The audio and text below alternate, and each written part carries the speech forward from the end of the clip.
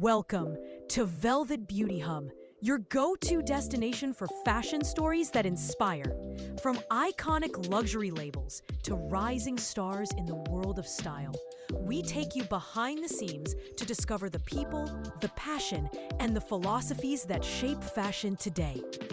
Don't forget to like, subscribe, and hit the bell so you never miss an episode. Hey, fashion lovers! Today, we're diving into something really special that's got the fashion world talking. You know how sometimes you see a magazine cover and you just know it represents something bigger? Well, Harper's Bazaar just dropped their April issue, and let me tell you, it's giving us all the feels about where fashion is heading right now. We're talking about three incredible models who are literally reshaping what beauty means in 2025. Alex Consani, Anok Yai, and Paloma Elsesser. And trust me, their stories are going to inspire you as much as they inspired me. So here's the thing. This isn't just any regular magazine issue. Harper's Bazaar is actually paying homage to a legendary 1965 edition that Richard Avedon guest edited, which was all about capturing the now moment of that era. Back then, they featured Jean Shrimpton, who was basically the face of beauty in the 60s. You know, the classic blue eyes, high cheekbones, light hair, light skin look that dominated fashion for decades. But here we are, 60 years later, and wow, have things changed. And honestly, thank goodness they have. Because what we're seeing now is so much more beautiful, so much more real, and so much more representative of the world we actually live in. Let's talk about our cover stars, because each one of them has such a unique and powerful story. First up, we have Alex Consani. She's only 21, but she's already making waves as one of the most prominent trans models in the industry. Then there's Anok Yai, who's 27, and has been absolutely revolutionary in how Black beauty is represented on runways. And finally, Paloma Elsesser, who's 32 and has been fighting for size inclusivity in fashion for over a decade.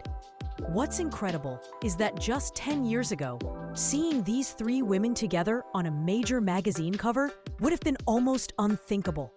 But here they are, not just breaking barriers, but completely redefining what those barriers even were. Anok Yai's journey really hits you right in the heart. She shared something so honest about her early modeling days that it made me want to just give her the biggest hug. She said when she first started, the beauty standard was literally the opposite of who she was. Can you imagine walking into work every day, knowing you had to fight just to exist in that space? She talks about being on sets where other girls looked nothing like her, and she made this incredible decision. She was going to force herself to become the standard. But the cost was real, you guys. She lost 10 inches of her natural hair in just 6 months because stylists didn't know how to work with black hair. Picture this, she's showing up to professional photo shoots, having to bring her own makeup and hair products, while other models just had to shower and show up. Meanwhile, she's sitting there with hairstylists watching YouTube tutorials because nobody knew what they were doing with her hair. But here's where Anok becomes an absolute queen. Instead of conforming, she decided to only wear her hair in afros or cornrows. And this wasn't just a personal choice. It was a strategic move to change the entire industry. She literally had signs backstage saying, "Don't touch Anok's hair." And other black models started asking her how they could do the same thing. Before long, most of the black models were rocking their natural hair. And Anok said, "Okay, I did my job." Like, how powerful is that? One woman deciding she wasn't going to play by rules that weren't made for her. And in doing so, she changed the rules for everyone who came after her. Now let's talk about Alex Consani.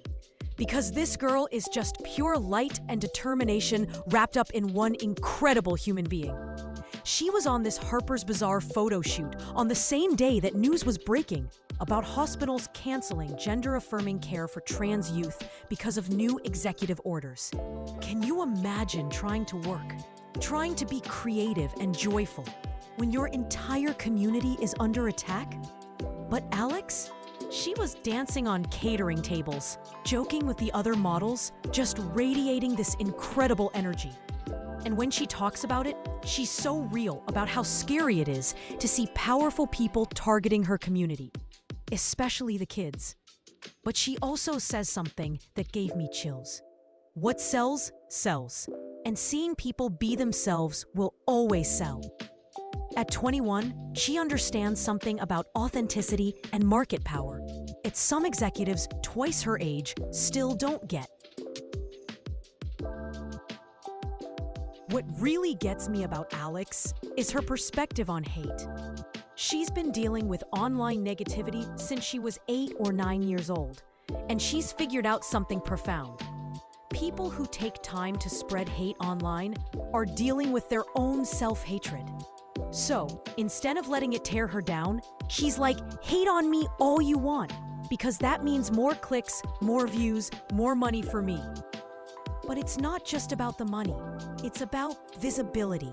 It's about being seen as human. It's about making space for other trans people to exist and thrive. She talks about growing up surrounded by love, with parents who recognized when she was happy, who gave her space to experience what she calls gender euphoria.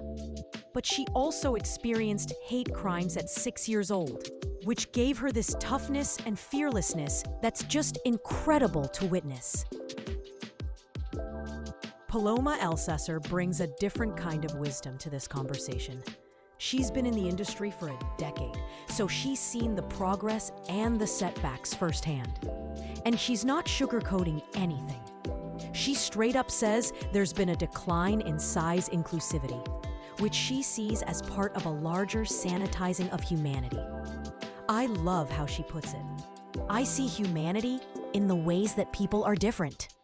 She often finds herself as the only curve model on runways or campaigns, carrying conversations that shouldn't be her responsibility alone. It should be the industry's responsibility. But here's what I love about Paloma. Even while she's calling out the limitations of representation, she still finds hope in it. She asks herself, can seeing her in a magazine bring someone just a moment of reprieve? And she says, it's not everything, but it's not nothing. That balance of realism and hope is just so beautiful. What these three women represent goes so much deeper than just modeling or fashion. They're showing us what it looks like to use your platform responsibly while staying true to yourself. They have nearly 10 million followers combined across their social platforms. That's real influence, real power. And they're using it to advocate for their communities, to push for change, to simply exist as full, complex human beings instead of just clothes hangers. Anok channels her frustrations into art. She's working on her 4th painting and says turbulence creates the best art. Alex is ready to be in the streets, fighting for what she believes in. And Paloma is calling for more curiosity in our culture, believing that's how real change happens. Here's what really struck me about this whole story. We're living through some pretty intense times right now, politically and socially. But these women aren't backing down. They're not hiding. They're not playing it safe. They're showing up as their full selves and demanding that the world make space for that. And you know what? The world is responding. Major magazines are putting them on covers. Luxury brands are booking them for campaigns. And audiences are connecting with their authenticity. It's proof that when people are allowed to be themselves, when barriers are broken down instead of built up, everyone wins. The fashion industry becomes more creative, more representative, more human. So what do you think? Are you inspired by these three incredible women? Do you see fashion moving in a direction that feels more inclusive and authentic? I'd love to hear your thoughts in the comments below. And if this story moved you as much as it moved me, definitely give this video a thumbs up and share it with someone who needs to hear it. The fashion industry still has work to do, but with voices like Alex, Anok, and Paloma leading the charge, I'm feeling pretty optimistic about where we're headed. Thanks for hanging out with me today at Velvet Beauty Hub, and I'll see you in the next episode where we'll continue exploring the stories that shape style. Until then, keep being your authentic selves. It's what the world needs more of.